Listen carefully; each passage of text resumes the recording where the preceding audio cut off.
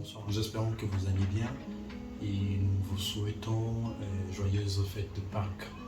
Alors aujourd'hui, nous voudrions parler de raisons qui peuvent pousser les chrétiens à s'enrôler dans l'armée.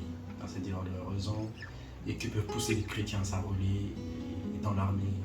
Vu que nous sommes dans une situation de crise, une situation de guerre, et en même temps, nous sommes dans un pays beaucoup plus croyant où il y a beaucoup de gens qui croient à Dieu. On dirait 80%, d'autres qui diraient même 95% ou tout ça. C'est-à-dire nous sommes dans un pays vraiment croyant et un pays, on dirait, vraiment christianisé. Et alors, dans ces pays christianisés, et nous avons toujours des difficultés de dire non. Dans l'armée, il y a toujours des gens qui se méconduisent, il y a toujours des gens qui vont, qui n'ont pas de valeur. Et aujourd'hui, je voulais revenir là-bas pour rappeler les chrétiens les grandes raisons qui doivent leur pousser à devenir de militaires ou à s'enrôler dans l'armée. Enfin, je vais y aller plus vite. La première raison pour laquelle les chrétiens doivent s'enrôler à l'armée, c'est que les chrétiens ont l'exemple du Christ. Et quel est l'exemple du Christ?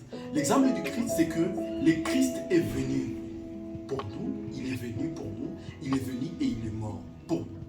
Ça veut dire, les chrétiens, avec cet esprit ou alors avec cette marque du Christ à eux, sûrement ils auraient le manqué, ils n'auront pas du mal à se donner à leur pays, à se donner pour les autres, à se donner pour le bien des autres. Parce que c'est ça même, la quintessence même du christianisme. Elle est basée sur les sacrifices suprêmes. Les sacrifices, ça veut dire les sacrifices qui est issu de l'amour. Et donc les chrétiens, avec cette marque de Christ, doivent maintenant appliquer ça. C'est-à-dire, s'ils reconnaissent réellement qu'ils sont vraiment des disciples du Christ, ils n'auront pas du mal à s'intégrer dans l'armée parce qu'ils ne seront qu'en train d'appliquer ce que leur maître, ça veut dire le maître, Christ nous recommande. Ça veut dire nous donner aux autres, ça veut dire nous offrir aussi un sacrifice comme il nous l'a toujours recommandé. Et la deuxième raison, c'est que je l'ai tellement aimé et je vais devoir vous le dire, c'est à Matthieu, c'est à Jean. À Jean, chapitre 11, le verset 25 qui dit, Jésus lui dit, je suis la résurrection et la vie. Celui qui croit à moi vivra quand même il sera mort. Et quiconque vit, croit à moi, ne mourra jamais. Alors vous voyez, c'est que la deuxième raison veut vraiment dire que les chrétiens qui croient à Jésus, il est l'une des croyances, ça veut dire qu'il croit à la résurrection.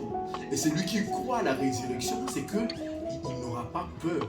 Il n'aura pas peur de la mort. C'est-à-dire, même s'il peut mourir au champ de bataille, il sait que je suis mort pour une bonne cause. Donc, je Christ, donc je ne perds pas ma vie. Je ne fais qu'une continuité. J'en pense, c'est-à-dire je viens d'entamer une seconde partie de ma vie. C'est-à-dire, c'est l'une des raisons qui doivent pousser les chrétiens à dire, si nous nous donnons à défendre le pays, étant de vrais chrétiens, c'est que même si nous mourrons par balle, nous ne mourrons pas parce que nous vivons à Jésus. Nous ne faisons qu'entamer une deuxième partie de notre vie. Et ce sont les deux grandes raisons qui peuvent réellement pousser les chrétiens à vouloir dire, je dois aussi me donner pour mon pays, je dois aussi le donner pour les personnes de ma nation, pour les personnes de ma famille, partout là. C'est qu'on sait premièrement que Jésus est là et nous devons suivre son exemple du sacrifice suprême. Nous devons nous-mêmes le faire. Deuxièmement, on doit savoir, même si on meurt, on est déjà né de nouveau en Christ. Et donc il n'y a rien qui puisse